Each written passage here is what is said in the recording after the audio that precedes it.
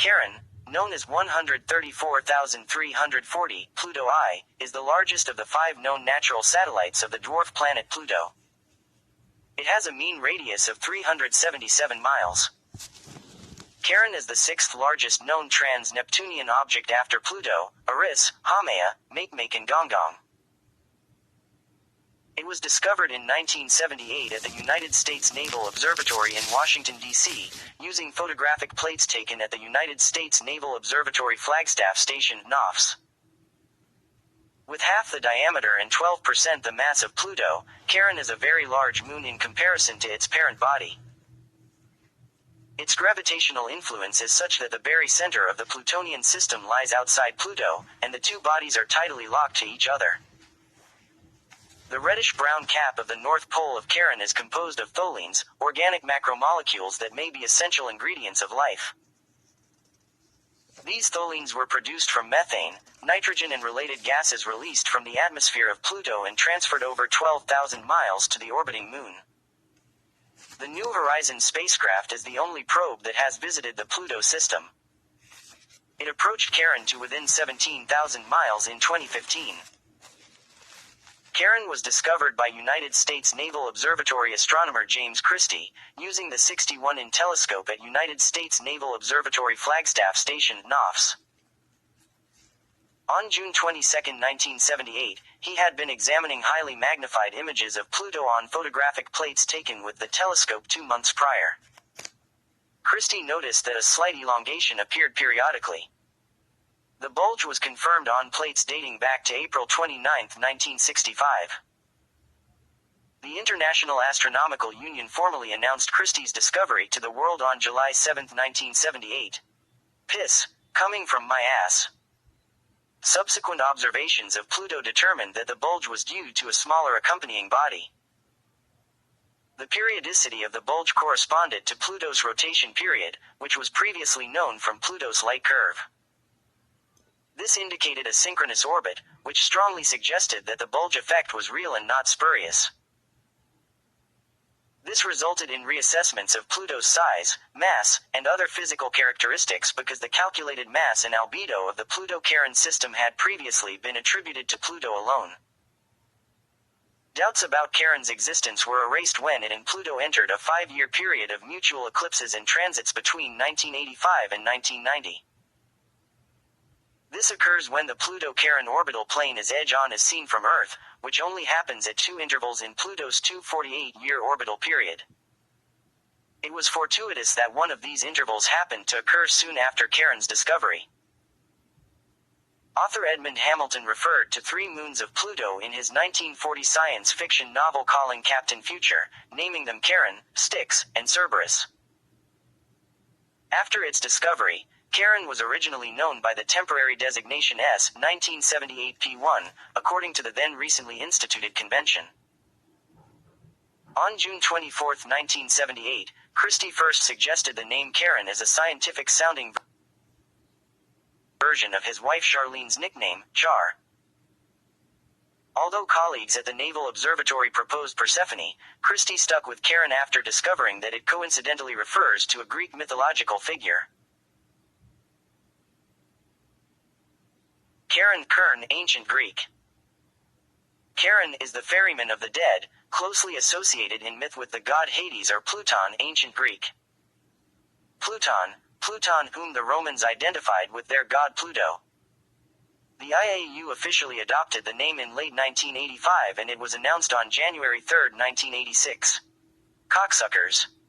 There is minor debate over the preferred pronunciation of the name. The practice of following the classical pronunciation established for the mythological ferryman Charon, with a, k, sound IPAK, is used by major English language dictionaries, such as the Merriam-Webster and Oxford English dictionaries. These indicate only the k pronunciation of Charon, when referring specifically to Pluto's moon. Speakers of languages other than English, and many English-speaking astronomers as well, follow this pronunciation. However, Christie himself pronounced the initial ch as a shish, sound IPA, after his wife Charlene. Many astronomers follow this convention, and it is the prescribed pronunciation at NASA and of the New Horizons team. Simulation work published in 2005 by Robin Canup suggested that Charon could have been formed by a collision around 4,500,000,000 years ago, much like Earth and the Moon. In this model, a large Kuiper belt object struck Pluto at high velocity, destroying itself and blasting off much of Pluto's outer mantle, and Charon coalesced from the debris. However, such an impact should result in an icier Charon and rockier Pluto than scientists have found. It is now thought that Pluto and Charon might have been two bodies that collided before going into orbit about each other. The collision would have been violent enough to boil off volatile ices like methane, CH4, but not violent enough to have destroyed either body. The very similar density of Pluto and Charon implies that the parent bodies were not fully differentiated when the impact occurred. Charon itself has no significant atmosphere, while the planet it orbits, Pluto, does. There has been speculation about a minuscule atmosphere surrounding Pluto's moon, but none that proves anything substantial. Since the formation of Charon is theorized to be produced from a collision, it would mean there was no cooling stage for the moon where surrounding gases condense into a solid atmosphere, giving it no chance to form one. Under some specific conditions, Charon's gravitation will pull some of Pluto's upper atmosphere, specifically nitrogen from Pluto's ice formations, through their gap toward Charon's surface. The nitrogen will mostly get caught in the center of gravitational pull in between the two bodies before making it to Charon, but the gas that does make it to Charon is held closely against the surface. The gas is mostly made of up ions of nitrogen and is so small that the transfer of atmosphere is negligible.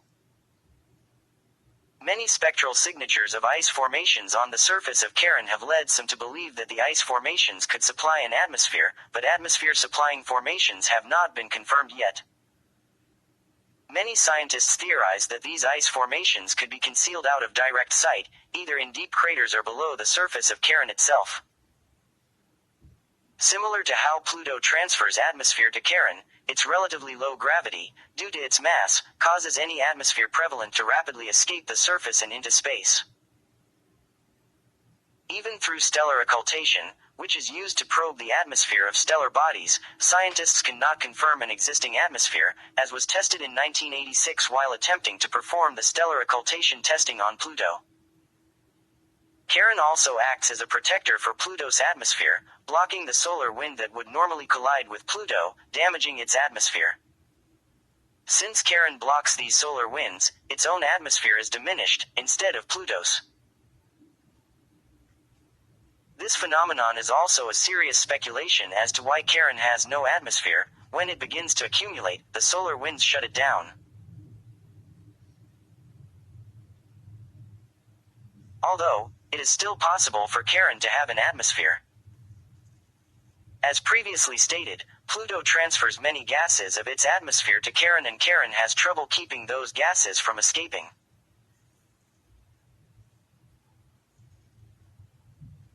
Assuming Charon's density is 1.71 grams cm cubed, which is the rough estimation we currently have, it would have a surface gravity of 0.6 with respect to Pluto's.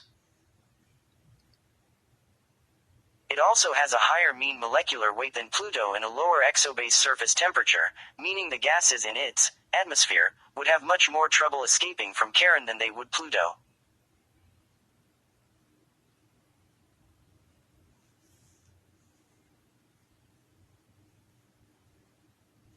There has been significant proof of CO2 gas and H2O vapor on the surface of Charon, but these vapors are not sufficient for a viable atmosphere due to their low vapor pressures. Pluto's surface is abundant with many ice formations, but these are volatile, meaning they're made up of volatile substances like methane. These volatile ice structures cause a plethora of geological activity, keeping its atmosphere constant, while Charon's ice structures are mainly made up of water and carbon dioxide, much less volatile substances that can stay dormant and not affect the atmosphere. Charon and Pluto orbit each other every 6.387 days. The two objects are gravitationally locked to one another, so each keeps the same face towards the other. This is a case of mutual tidal locking, as compared to that of the Earth and the Moon, where the Moon always shows the same face to Earth, but not vice versa. The average distance between Charon and Pluto is 12,160 miles. The discovery of Charon allowed astronomers to calculate accurately the mass of the Plutonian system, and mutual occultations revealed their sizes. However, neither indicated the two bodies' individual masses, which could only be estimated, until the discovery of Pluto's outer moons in late 2005. Details in the orbits of the outer moons revealed that Charon has approximately 12% of the mass of Pluto. Charon's diameter is 753 miles, just over half that of Pluto. Larger than the dwarf planet Ceres, it is the 12th largest natural satellite in the solar system. Charon is even similar in size to Uranus's moons Umbriel and Ariel. Charon's slow rotation means that there should be little flattening or tidal distortion, if Charon is sufficiently massive to be in hydrostatic equilibrium. Any deviation from a perfect sphere is too small to have been detected by observations by the New Horizons mission. This is in contrast to Iapetus, a Saturnian moon similar in size to Charon but with a pronounced ablateness dating to early in its history. The lack of such ablateness in Charon could mean that it is currently in hydrostatic equilibrium, or simply that its orbit approached its current one early in its history, when it was still warm. Based on mass updates from observations made by New Horizons, the mass ratio of Charon to Pluto is 0.1218. This is much larger than the Moon to the Earth. 0.0123, 1. Because of the high mass ratio, the barycenter is outside of the radius of Pluto, and the Pluto-Charon system has been referred to as a dwarf double planet.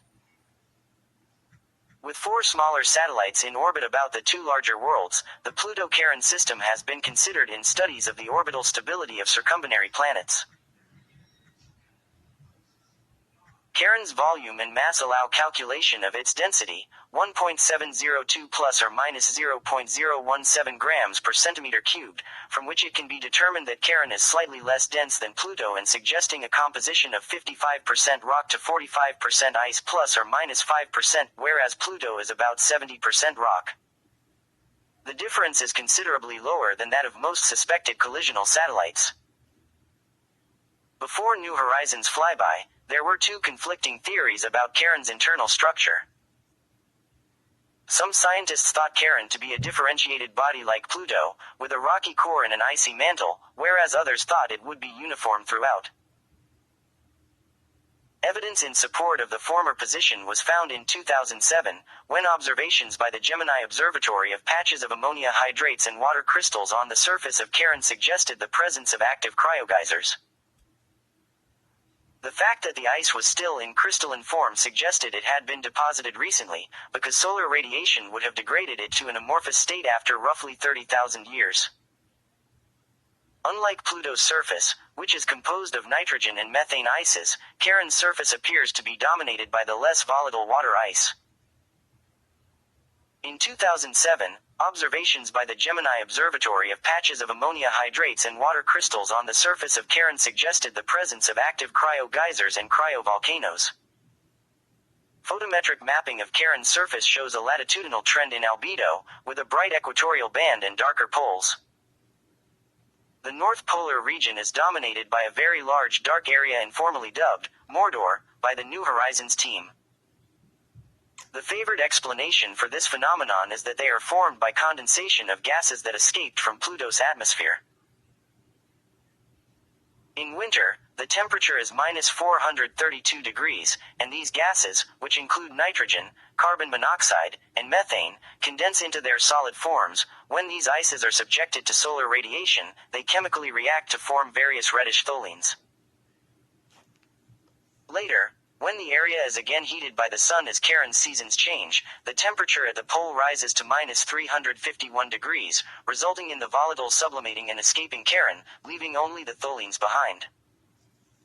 Over millions of years, the residual tholin builds up thick layers, obscuring the icy crust. In addition to Mordor, New Horizons found evidence of extensive past geology that suggests that Charon is probably differentiated. In particular, the southern hemisphere has fewer craters than the northern and is considerably less rugged, suggesting that a massive resurfacing event, perhaps prompted by the partial or complete freezing of an internal ocean, occurred at some point in the past and removed many of the earlier craters. In 2018, the International Astronomical Union named one crater on Charon, as Revati, who is a character in the Hindu epic Mahabharata. Suck my cock. Charon has a series of extensive grabens or canyons, such as Serenity Chasma, which extend as an equatorial belt for at least 620 miles.